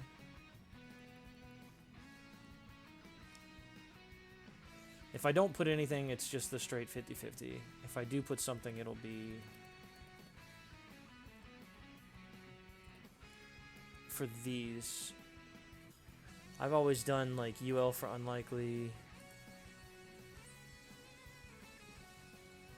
Or likely. I guess I could just put U. Because it'd be like U, VU, nearly impossible, and impossible. Yeah, we'll just put U. No need to make it too much. No. We go down here. Dent it in. We've completely learned our keys again. No.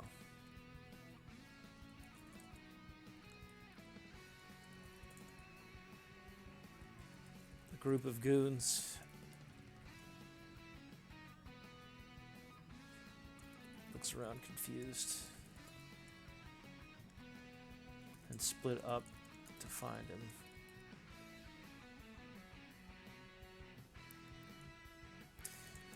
Oh, but if they split now we're onto something.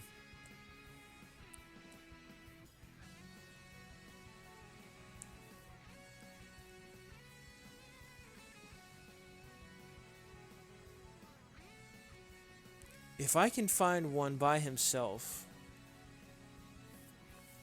what kind of information can we get out of him?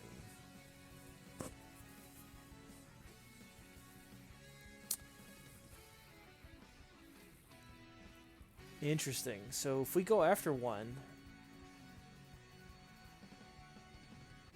we isolate. We can grapple him. We can beat the snot out of him.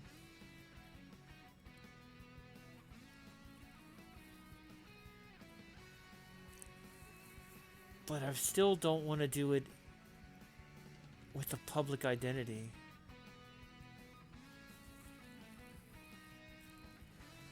Oh shit. This is difficult.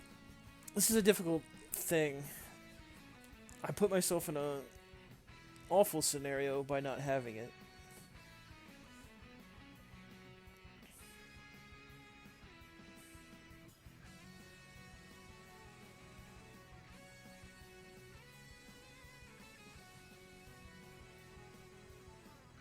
Where's the suit? At home, dude.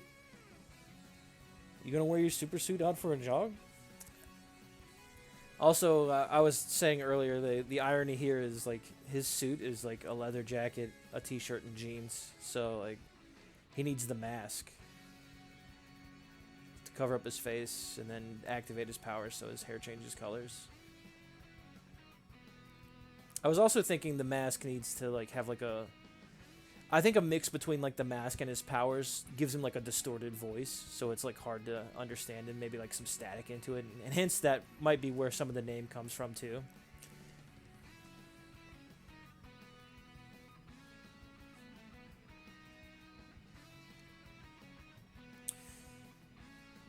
A rookie mistake? I mean, it is. It is. My mind is trying to find a way that he could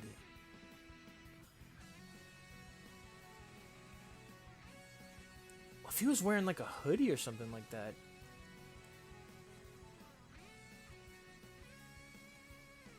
The problem is they've marked him though. They know what he looks like in that hoodie.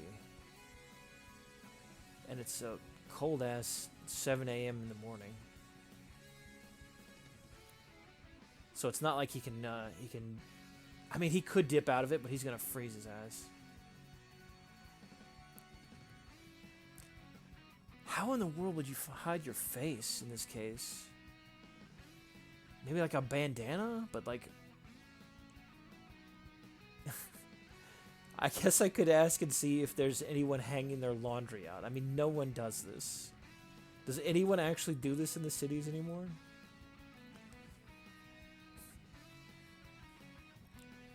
We will pray. We will hold out hope. Raise your arms.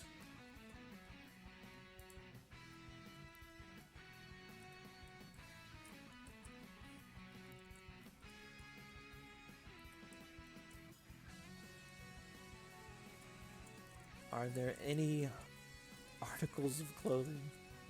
Articles? Articles. Do I want to ask this? A paper bag with the eye holes? I would, dude. Oh my god. Did he get paper bags from... Is he going to have to dump his groceries out?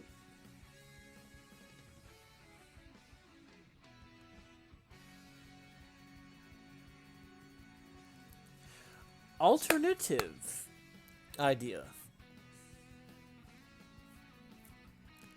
Alternative idea. Oh man, I should have done this before I ran.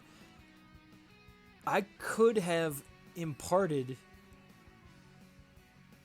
some kinetic energy into the guy's like his cufflinks or something, like as he was trying to grab me, and then get out of there, and then just I have the delay ability on it. I could have made that shit blow up while he was running after me.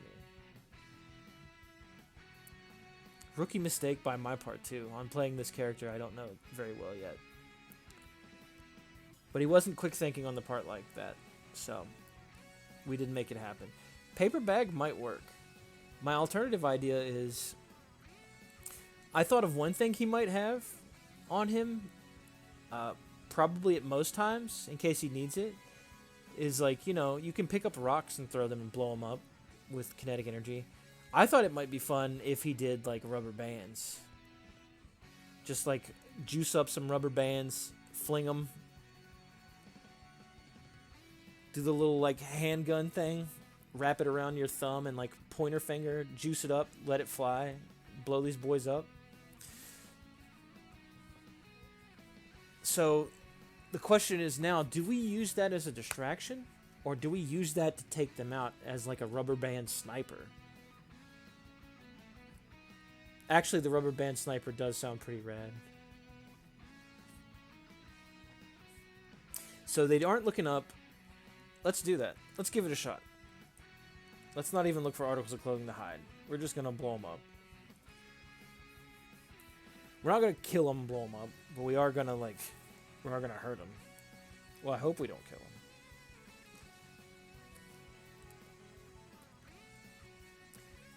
So he reaches into a pocket,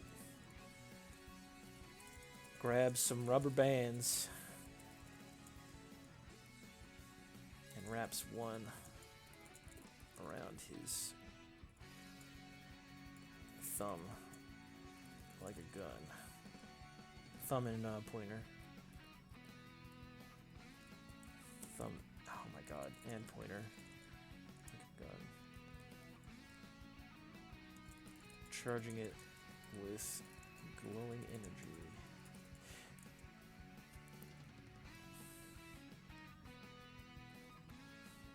We'll call it green. It's teal, though. Green glowing energy. I like the idea, too, of, like, when he charges something up, it has, like, a hum to it, like a low-level hum of the energy inside of it.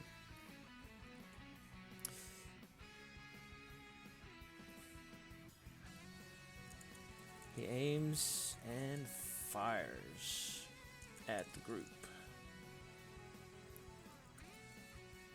Well, does he aim and fire? He aims, he takes aim.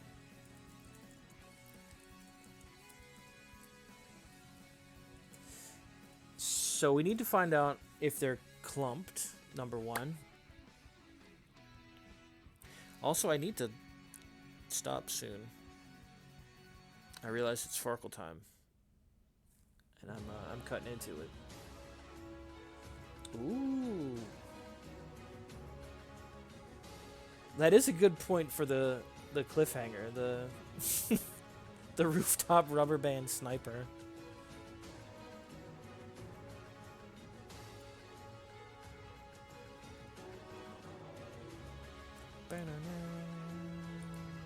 Oh, it's Fire Emblem, that's why. Okay, yeah, this song slaps. It's good.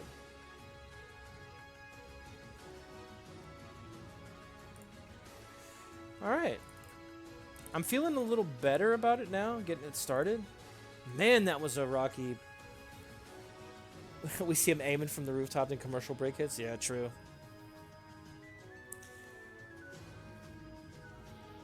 It is really hard to get it like going when you don't know what you're feeling with it.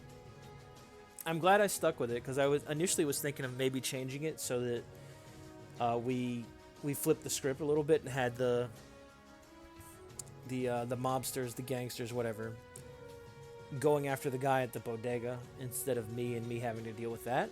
That could have been fun as well.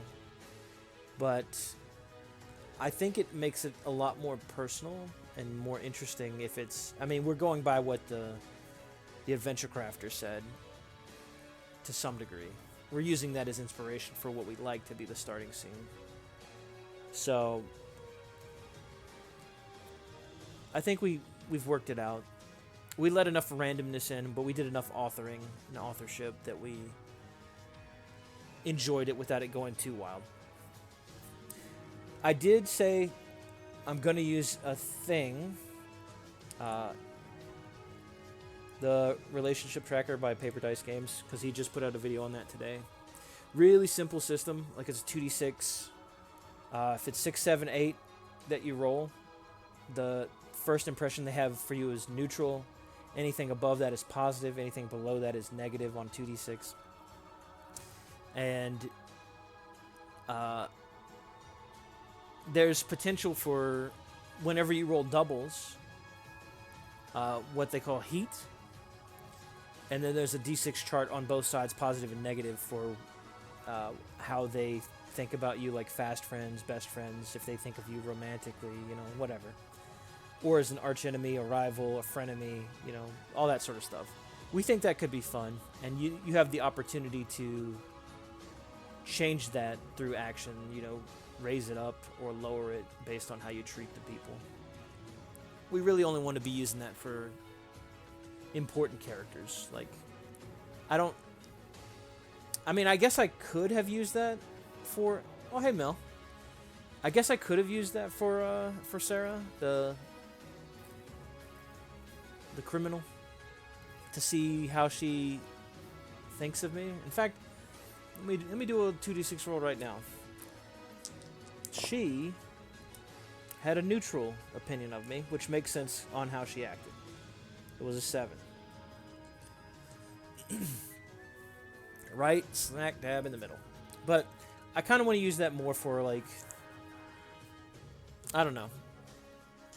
We'll try it out. I just want to try it out. If we don't like it, we'll stop using it. Anything else I'm forgetting?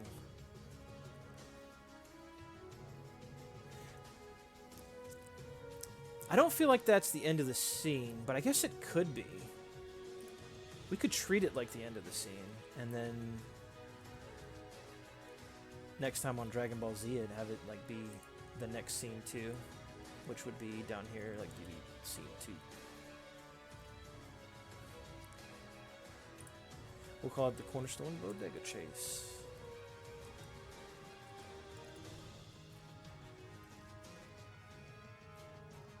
Alright, this is really just supposed to be where it's at. Now we get like a nice big block of it.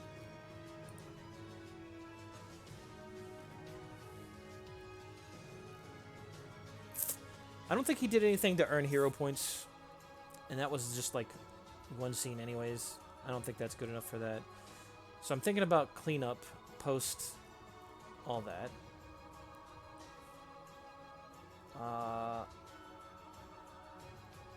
No one took any damage. We had introduction of characters. We did not add her. Sarah Willett. Willett? How do I spell it? I think it should be 2 T's and an E. That looks more correct. Loan Shark, Apex Credit Solutions.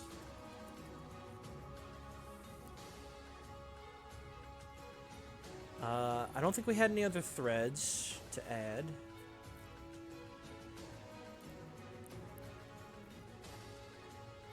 We're looking at the Loan Shark repayment. Or just loan repayment. Loan situation? I don't know how to call that. We'll just call it loan situation. We know what it means.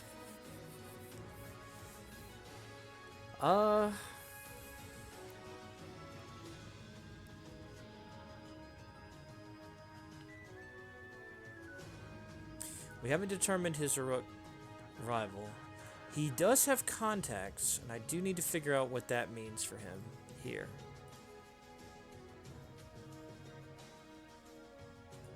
And versatile.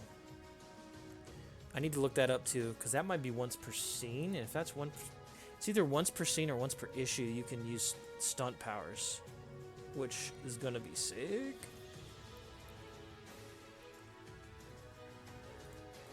I can do my finger guns ability with that. Alright, I think that's enough for today. I gotta go. Oh, is it a scam? Is it something that sus that something got into? Is that determined? I'm gonna play it to find out.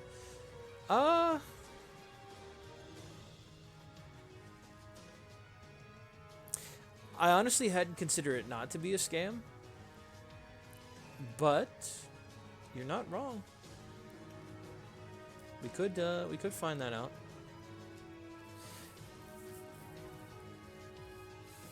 But yeah, thank y'all for. Oh, why'd it go away? Oh, because I did that. Thank y'all for hanging out. Enjoy the Farkle. Thank you. Thanks for stopping by, y'all. I'll try maybe to do it again. Maybe like another scene or two this week. Maybe a longer one if we can get it done. Right now, I think that's sort of the goal for me, is to do maybe 1 to 2 scenes per stream and work it out as we go. Hopefully they won't be quite so bad as, like, you know, the last couple ones have been a little too much at once. But anyway, see ya.